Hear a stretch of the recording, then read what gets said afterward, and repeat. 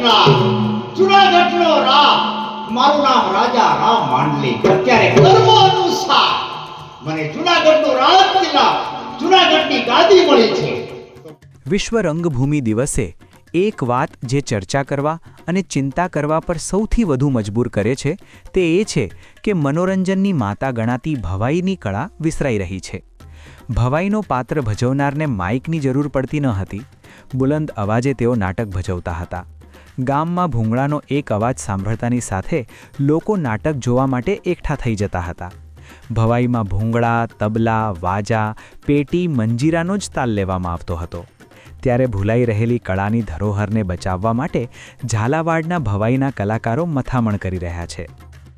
ઓઢી ઓઢણી અને પગે બાંધ્યા ઘૂઘરા, અમે ઘાઘરી પહેરીને પડમાં નાચ્યા, જોનારા કોઈ ના મળ્યા. કવિ કાગબાપુની પંક્તિ અત્યારે ભવૈયા સમાજને યથાર્થ લાગુ પડે છે. હાલ ઇન્ટરનેટનો યુગ આવતા કોઈ આ કલા જોવા વાળું પણ નથી. અને હવે અમારા સમાજમાં નાની જે પબ્લિક છે તે પણ આ વળતર ન હોવાના કારણે તેઓ પણ આ ભવાઈ તરફ હવે વળી નથી રહ્યા. એક જમાનો એવો હતો કે મારા ગામમાં ભવાઈ મંડળ પહેલું આવે અને બીજા ગામમાં પછી જાય તે માટે રીતસરની હોડ લાગતી હતી.